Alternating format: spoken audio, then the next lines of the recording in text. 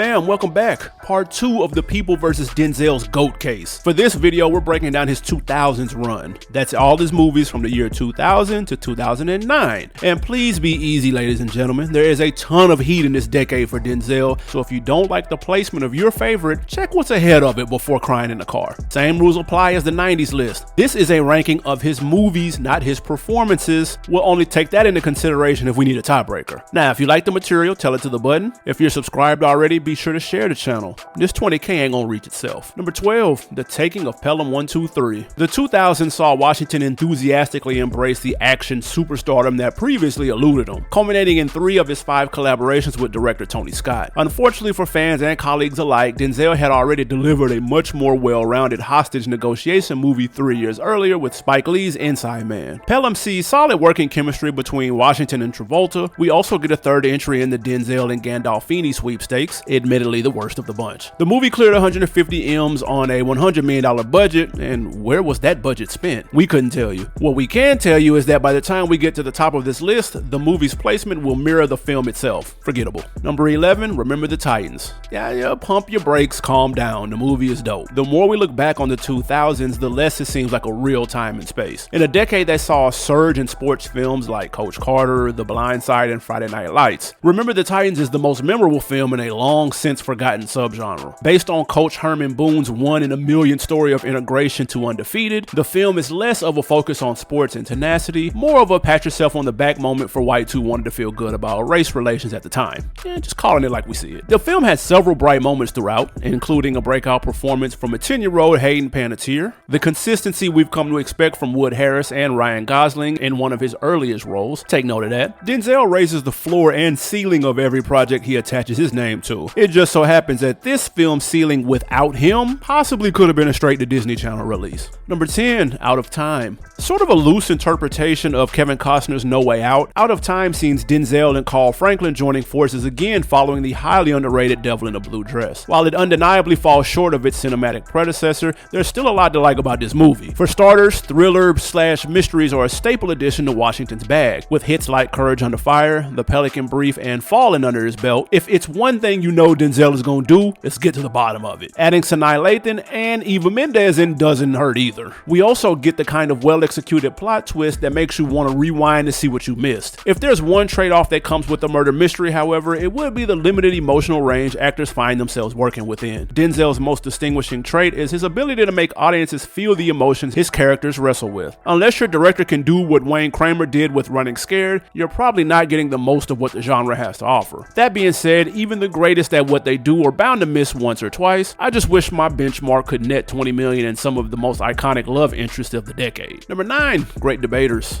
Starring Denzel, Forrest, and Poor job, extra gravy. The Great Debaters would be just Denzel's second time behind the camera, but not his last. Telling the true story of poet, educator, and politician Melvin B. Tolson, Debaters shines through as one of Washington's most poignant and intentional films to date because of Denzel's commitment to black excellence and his unwavering faith in the chain of succession. We're sure you've heard about the influence he's had on mentees like Damson and Michael B., but don't let their subsequent success fool you. Washington working with actors like Chiwetel, Nate Parker, and Derek Luth was both premeditated and prophetic. Even fans of Hollywood's newest golden boy Glenn Powell can catch him as Harvard debater number 1 here. On a side note, did y'all know Drizzy auditioned for a role in the film? I wish we could say that's the most surprising fact surrounding the film's development. Denzel went on to gift Wiley $1 million to re-establish their debate team. And this was the first movie filmed on Harvard's campus since 1979. Tolson was never going to win Denzel any love from the Academy, but that's why the role was so important, and why Denzel's claim to the throne is so strong.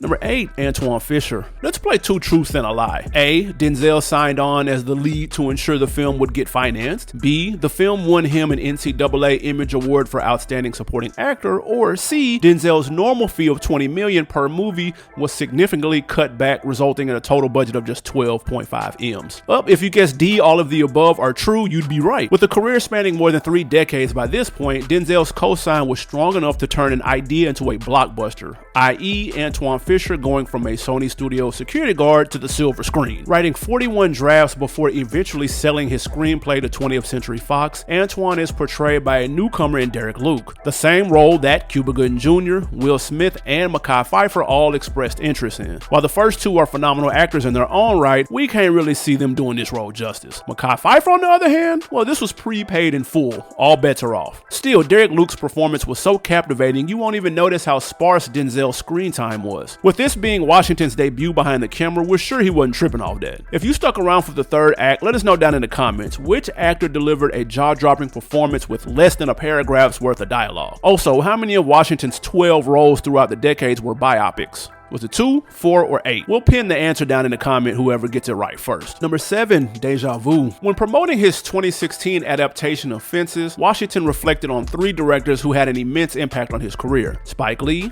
Antoine Fuqua, and Tony Scott, with whom he made a collective 14 films. Quick question for y'all in the comments. Staying true to the Denzel Nas analogy, would Tony's 5 collaborations make him Washington's primo or hit boy? Admittedly, we're not the biggest fans of his and Tony's link-ups, even though Denzel said he had the most fun working with the late great director. What do they say about a broke clock? Deja Vu would be Washington's most serious foray into science fiction since Virtuosity, with significantly better results. With contributions to projects like Shrek, Aladdin, and Pirates of the Caribbean, Terry Rossio and Bill Marsili felt they had produced an airtight, award-winning sci-fi screenplay that would change our understanding of time travel. Deja Vu will become one of the most expensive screenplays ever purchased, taking a $4.5 million bite out of the budget. While the product that made it to the screen did have 1 or 2 obvious plot holes in it, the writers blamed Scott, who in turn blamed it on the 19-week production schedule. In his defense, right before production was scheduled to begin, New Orleans was devastated by Hurricane Katrina, delaying the film's development by 3 months. The story isn't perfect, but we can tell the writers spent time on its connective tissue. Viewers of the film will also attest to Tony using every penny of that $75 million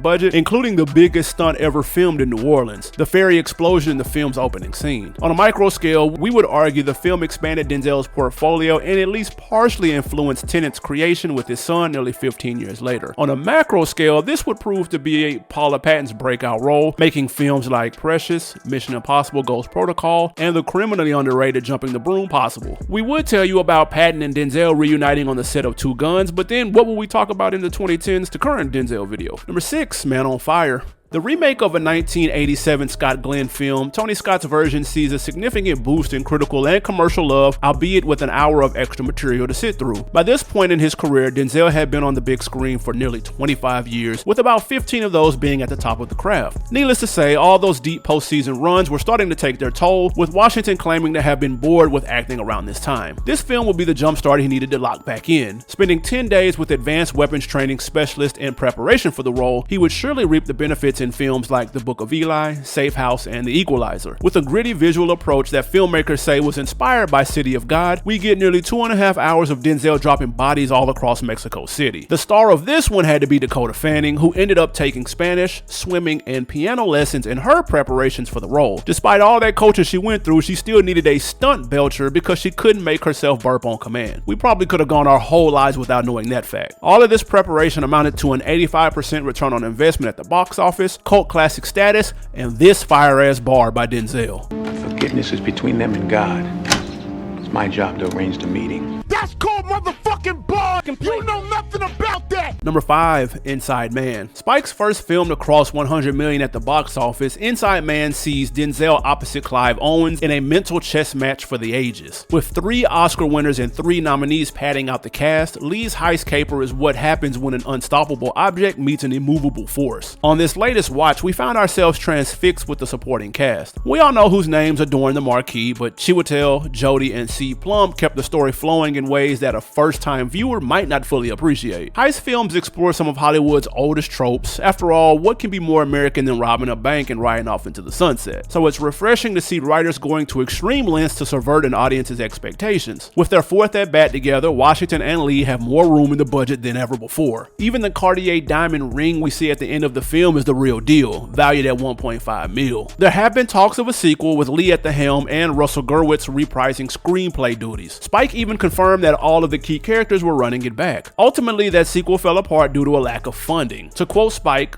Inside Man was my most successful film, but we can't get the sequel made. And one thing Hollywood does well is sequels. Yo, we're not executive producers yet, but if someone could explain a movie going from a 300% return on investment to a direct-to-video Netflix stream, we would love to hear it down in the comments. Number 4, The Manchurian Candidate. In a time where every message, ad, and social media post feels politically charged, The Manchurian Candidate is like watching Nightmare on Elm Street on Halloween. Throughout the decade, Denzel-led projects shared a couple of key similarities. If nominations were like MVP votes, Denzel was a perennial amongst his peers. The ceiling and floor of each film was shifted accordingly, and the supporting cast was always top tier, with Meryl Streep, Liev Schreiber, and Jeffrey Wright waiting in the wings. The latter certainly holds true for this 2004 political thriller. While we're on the subject, has there ever been a subpar Meryl Streep film? Never mind, that's a video for a different channel. If we were to describe this film using other films, think Courage Under Fire with a hint of Memento. Denzel embodies subtle hysteria a little too well for us, while Streep played a politician so well we thought she was auditioning for House of Cards. Not to mention Liev having that whole stoic, mentally unstable archetype in the bag. But for the first time in his career, Washington was thoroughly outshined. Wright's screen time might have been brief, but it served as a prelude to his theatrical acumen. If you haven't seen him in American Fiction, do yourself a favor and go catch that on Prime ASAP. This was not a paid sponsorship, by the way. Now, we haven't seen the original Manchurian Candidate, but anyone who did, be sure to drop a review down below. As a standalone, the film cements the chemistry between Washington and Demi, with the two previously working together on Philadelphia.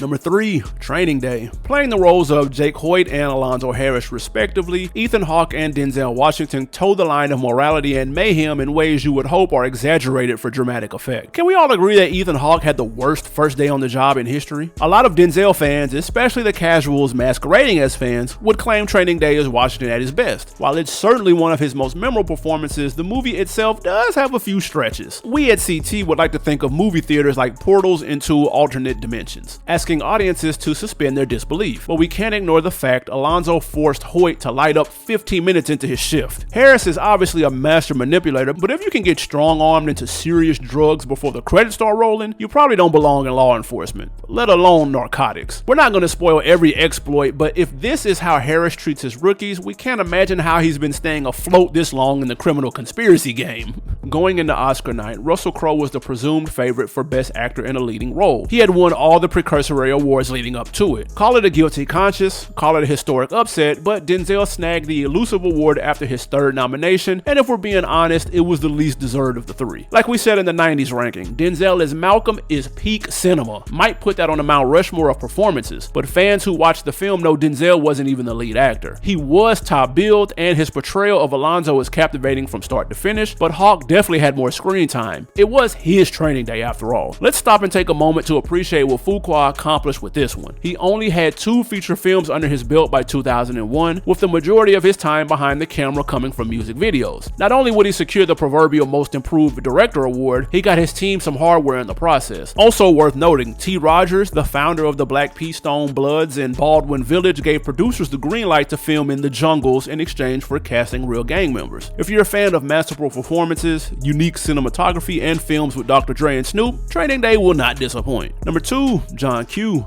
John, quick to make him cry Archibald, John Q for short. Denzel hit on every emotion possible in just under 2 hours. In an era where comedic relief was clearly defined, Eddie Griffin balanced the film's heavier subject material without taking audiences out of the scenes. Daniel E. Smith and the crew behind the camera had us bawling for Mike Archibald. The conversation, or lack thereof, surrounding John Q versus Training Day underscores the idea of digestibility. Training Day scores higher in replay value, enjoying at least 2 degrees of separation from reality. But with a story this impactful and striking realistic implications, Denzel left it all on the operating table, so to speak. We get it, some films aren't gonna get 4 or 5 rewatches and could be emotionally taxing to get through the first time, but in the same vein, those are the films that are truly unforgettable. Remember the Titans will always be a family favorite. It's got that early 2000s racism is dead kind of comfort to it, but extraordinary tales like Alonzo Harris or Herman Boone are way outside the margins. Those films struggle to feel 3-dimensional. When your kids are asking you how good Denzel Denzel was, John Q is the type of movie you're going to show them. Let's play 6 Degrees of Separation, shall we? How can we connect Denzel to Rachel McAdams? Well, we could say that Nick Cassavetes directed both John Q and The Notebook, or we could tell you that Denzel and Ryan Gosling both worked together in Remember the Titans. Told y'all you should have been taking notes. This probably wouldn't be a bad time to tip our hats to writer James Kearns. James carefully blends pragmatism and optimism, setting Washington up for the most underrated film in his repertoire. To be nominated 7 times for Best Leading Actor, it's baffling that John Q didn't earn him his 8th. Quiet as kept, Denzel is tied for 3rd most leading actor nominations of all time. Of course, he also wasn't nominated for number 1 on our list. Number 1, American Gangster. Pooling his experiences as Malcolm and Alonzo, Denzel delivers on the charismatic love to hate, hate to love him, Frank Lucas, who by all accounts was over-dramatized. Spoiler alert, our guy executes someone broad day in the middle of the neighborhood, and we're still rooting for him. Just name the award after him at this point. The late, great Ruby Dee earned a nomination for Best Actress in a Supporting Role, but judging off her screen time and the roles we better associate her with, this one feels a bit performative, no pun intended. His first film to cross $100 million